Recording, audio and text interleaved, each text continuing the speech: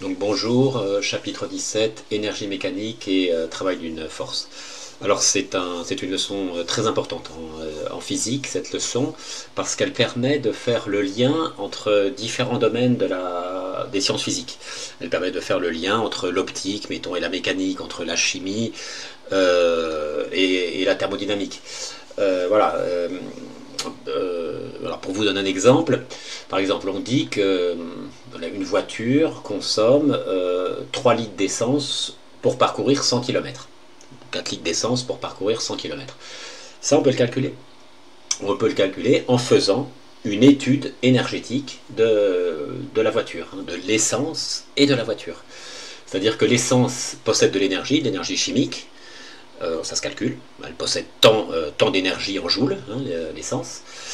Cette énergie chimique va être donnée à la voiture, donc la voiture va recevoir toute cette énergie chimique, et la voiture va transformer cette énergie chimique en énergie mécanique, en énergie cinétique, voilà, et ça va faire qu'elle va rouler 100 km. Voilà.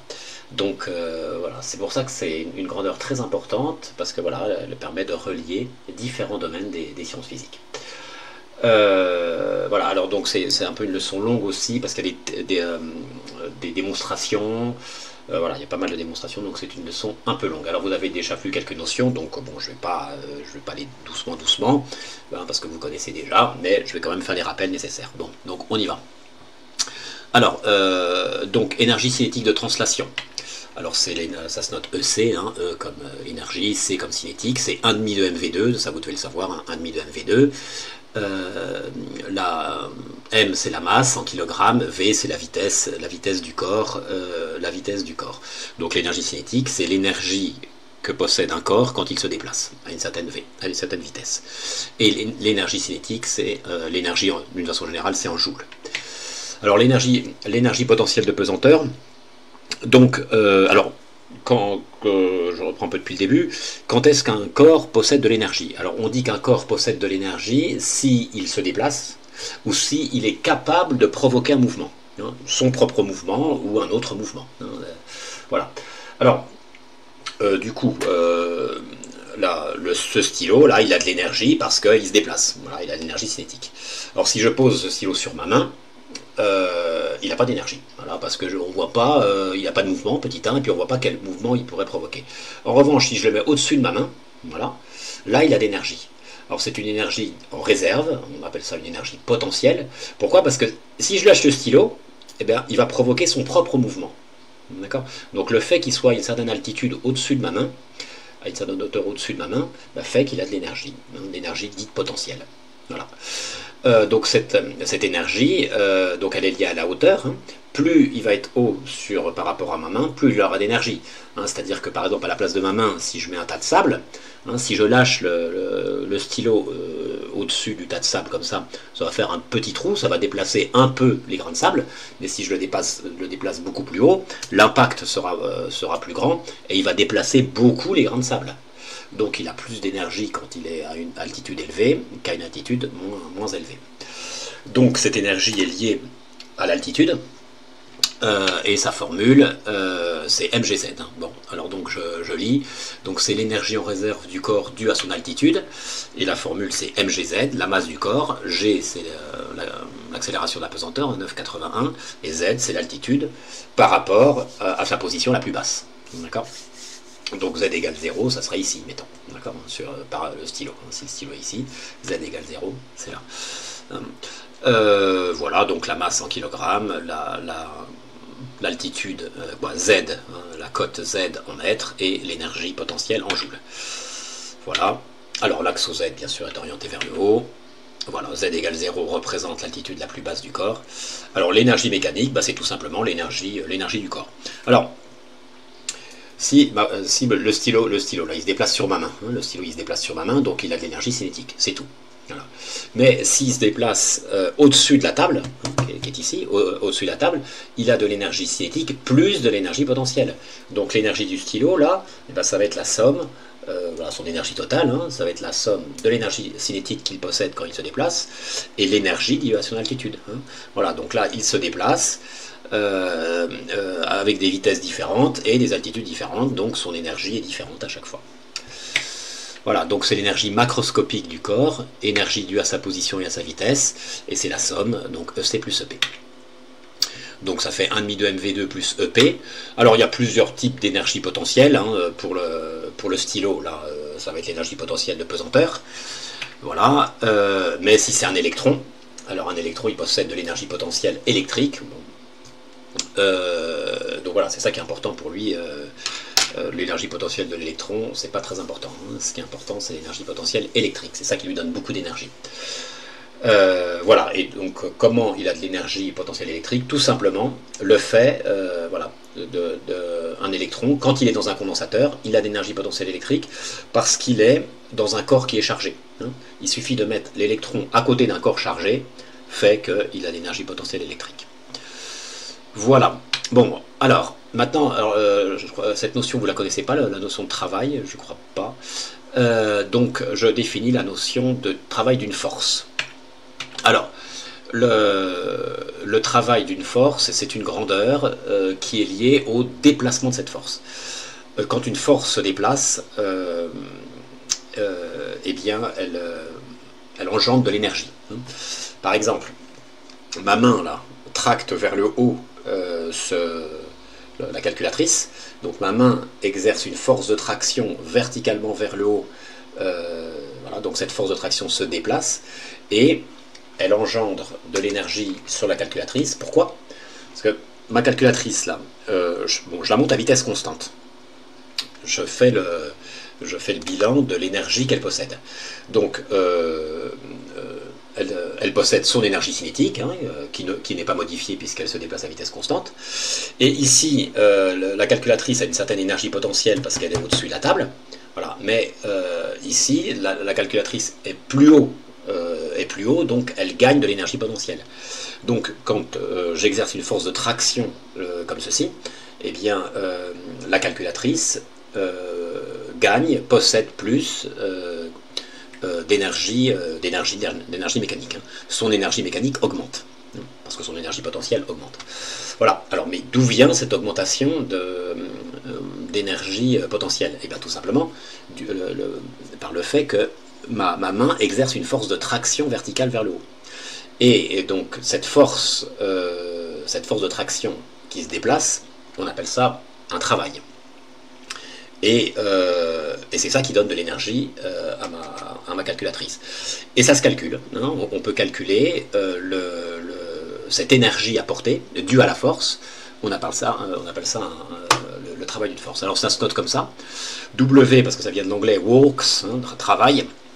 Le travail de la force entre un point A et un point B, hein, la force de traction par exemple. Alors moi j'ai pas pris cet exemple là, j'ai pris cet exemple là, voilà.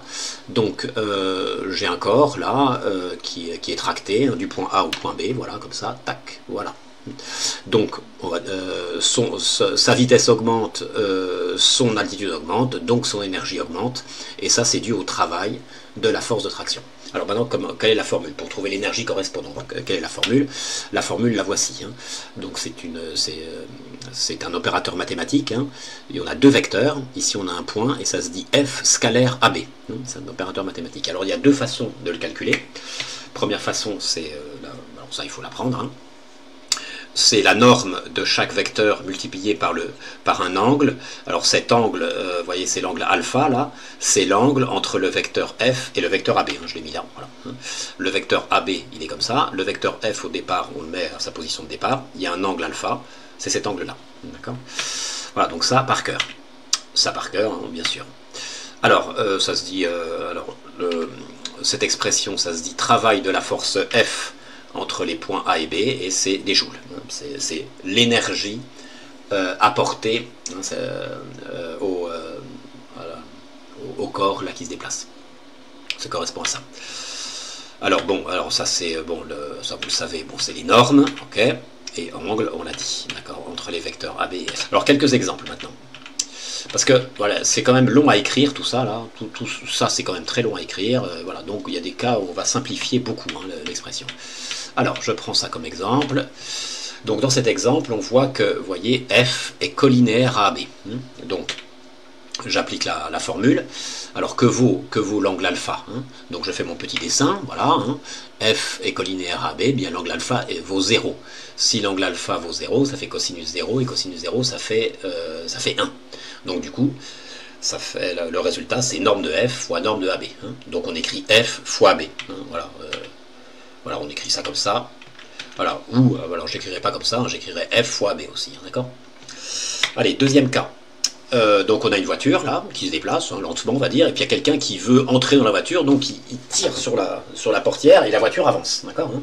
Donc il tire, c'est pas lui qui fait avancer la voiture, hein, d'accord, c'est une personne qui tire sur la portière de la voiture pour rentrer dedans, d'accord, et la voiture elle avance, hein.